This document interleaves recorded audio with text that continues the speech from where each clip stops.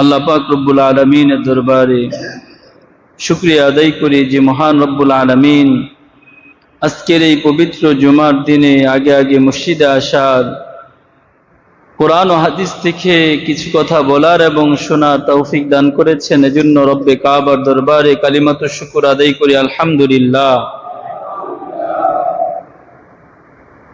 দ্বীন ইলমের গুরুত্ব ও ফজিলত সম্পর্কে গত জুমায় আলোচনা হয়েছিল, তারই অংশ বিশেষ বাকি অংশ এ জুমায় আলোচনা করার জন্য আমি তার বিষয়বস্তুকে সামনে রেখে পবিত্র কোরআনুল কারীমের আয়াতে কারিমা এবং রাসূল করিম সাল্লাল্লাহু আলাইহি ওয়াসাল্লামের অসংখ্য হাদিস থেকে একখানা হাদিস আপনাদের সামনে তেলাওয়াত করেছি।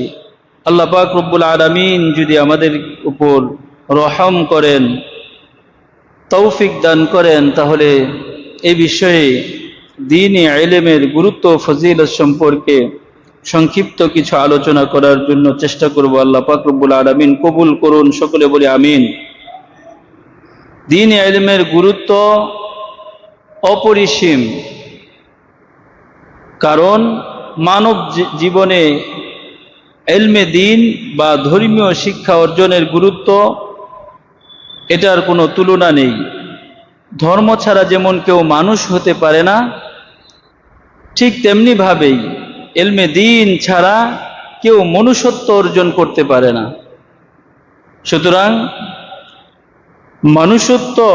এই মনুষ্যত্ব বিকাশের একমাত্র মাধ্যম হচ্ছে ইলমে দ্বীন অর্জন করা।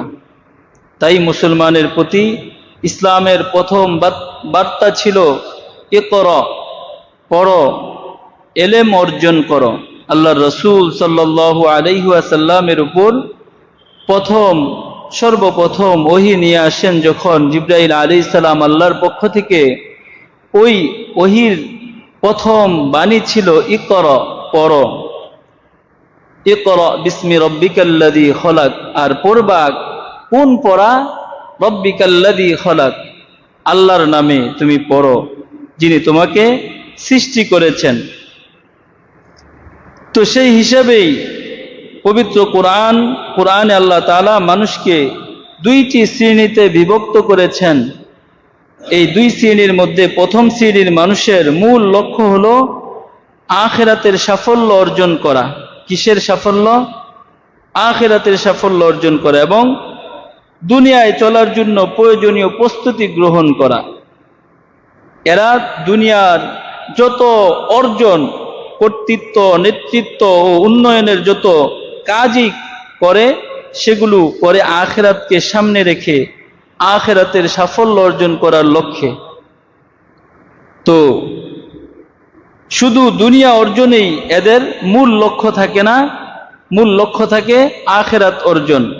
আর দ্বিতীয় শ্রেণীর মানুষ দুনিয়ার ভোগবিলাস এবং নেতৃত্ব, কর্তৃত্ব, দুনিয়ার সমস্ত অর্জন, এই লাভ, এই দুনিয়ার অর্জনেই তাদের লক্ষ্যবস্তু থাকে। চূড়ান্ত লক্ষ্য হিসেবে স্থির করে তারা দুনিয়া অর্জন করার জন্য, আর তা উপার্জনের প্রচেষ্টায় পরিচালিত হয় তাদের জীবনের সকল কর্মকাণ্ড ও আন্দোলন। তো এই দুই শ্রেণীর লোকদের প্রতি ইঙ্গিত করে মহান রব্বুল আলামিন পবিত্র কোরআনুল কারীমের মধ্যে ইরশাদ করেছেন, মিনকুম মান ইউরিদুদ দুনিয়া ওয়া মিনকুম মান ইউরিদুল আখিরাহ। তোমাদের মধ্যে এমন লোক রয়েছে যারা দুনিয়া চায়। তারা কি চায়? শুধুই দুনিয়া চায়। আর তোমাদের মধ্যে এমন লোকও রয়েছে যারা চায় কি? আখিরাত। অর্থাৎ কাফের, বেঈমান, মুশরিক, মুরতাদ, বিধর্মী যারা আছে, তারা শুধু দুনিয়ার লাভটাকেই বোঝে। দুনিয়া কত অর্জন করা যায়, দুনিয়ায় কত ক্ষমতাবান হওয়া যায়। আজকে আমরা একটুখানি নজর বোলাইলেই দেখতে পাবো যে ইসরায়েলে মুসলমানদেরকে তারা কিভাবে নিঃশেষ করে দিয়েছে। তারা একটি রাষ্ট্রকে জ্বালিয়ে পুড়িয়ে তামা করে দিয়েছে, যেখানে আজকে শুধু বারুদের গন্ধ ছাড়া সেখানে আর কিছুই পাওয়া যাবে না। সেখানে তারা বোমা মেরে মানুষকে হত্যা করে শেষ করে দিয়েছে। তো তাদের এই চাওয়ার মানে কি? তাদের উদ্দেশ্য হলো সেখানে তারা দুনিয়া অর্জনের জন্য ওই দেশকে দখল করবে, দেশ দখল করে সেখানে তারা ভোগবিলাস করবে। এইভাবে আমেরিকা তারা এক একটা দেশের উপর বিভিন্নভাবে তারা জুলুম আর নির্যাতন করে শেষ করে দিয়েছে, শেষ করার চেষ্টা চালিয়ে যাচ্ছে। তো তাদের শুধু চাওয়া থাকে মিনকুম মাইয়ুরিদুদ দুনিয়া, তারা দুনিয়া চায়, দুনিয়ার অর্জন চায়। কিন্তু দুনিয়া তো ক্ষণস্থায়ী, দুনিয়া তো চিরদিন থাকবে না। তাদের পূর্বে যারা ছিল তারাও থাকতে পারে নাই, তারা যে আছে তারাও থাকতে পারবে না। এই যে তাদের এই চাওয়া কোথায় থেকে অর্জন হয়েছে?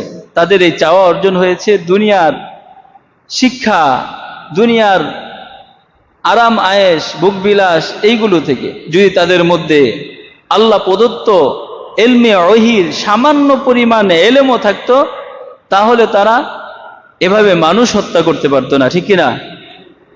নির্দ্বিধায় নির্বিচারে মানুষকে সমূলে হত্যা করতে পারতো না। কিন্তু আশার বাণী হচ্ছে যে তারা যত জুলুম আর নির্যাতন করবে, আল্লাহ তাআলা তাদেরকে অত দ্রুত আল্লাহ তাআলা জমিন থেকে তাদেরকে নিঃশেষ করে দিবেন ইনশাআল্লাহ। এজন্য আজকে দেখবেন যে সেই ইসরায়েলে দাবানল শুরু হয়ে গেছে।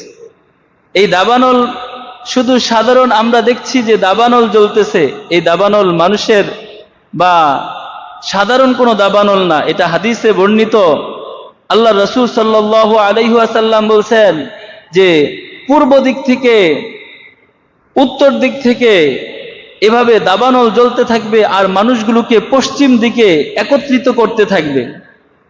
ওই সব অঞ্চল থেকে মানুষগুলোকে ধাওয়া করতে থাকবে আর তারা এক জায়গায় জমা হইতে থাকবে। ততক্ষণ পর্যন্ত কিয়ামত সংগঠিত হবে না যতক্ষণ পর্যন্ত এই মানুষগুলোর উপর এই আযাব না আসবে। তারা যত মুসলমানের উপর জুলুম আর নির্যাতন করছে, আল্লাহর আযাব তত বেশি আসতেছে। ক্যালিফোর্নিয়া আমরা দেখেছি রমজানে এই কিছুদিন পূর্বে সেখানে এক একটা রাষ্ট্র পুরে ছারখার হয়ে গেছে। তাদের উন্নত প্রযুক্তির কোনো কমতি ছিল না, কিন্তু প্রযুক্তি দিয়ে তারা এই দাবানল কিছুতেই নিভাইতে পারে নাই, ঠিক কিনা? তো এইভাবে আজকে ইসরায়েলও শুরু হয়েছে। হয়তো তারা মনে করতেছে এটা প্রাকৃতিক দুর্যোগ, কিন্তু প্রাকৃতিক দুর্যোগ দেওয়ার মালিককে? এই কথা বলেন, মালিককে? আল্লাহ। আল্লাহ ছাড় দেন, কাউকে ছেড়ে দেন না। আল্লাহ সুযোগ দেন, আল্লাহ সুযোগের অপব্যবহার যারা করে তাদেরকে আর রক্ষা করেন না, ঠিক কিনা? এজন্য সবসময় জালেমের উপরে আল্লাহর লানত এবং আল্লাহর বিচার অবধারিত। যদি মানুষের ওই বিচার করার ক্ষমতা হারিয়ে ফেলে, মানুষ আর ক্ষমতা না থাকে, তখন আল্লাহ প্রদত্ত আসমানি আযাব এসে তাদেরকে সমূলে ধ্বংস করে দিবে, ঠিক কিনা? এজন্য আমাদের করণীয়, আমরা যদি বাঁচতে চাই আমাদের এলেম অর্জন করতে হবে, এলেমের উপর আমল করতে হবে। যারা এলেম অনুযায়ী আমল করে জীবন যাপন করবে তারা দুনিয়াতে সাফল্য অর্জন করবে এবং আখিরাতেও তারা সফল কাম হবে। বলেছেন কে? কথা বলেন, আল্লাহ।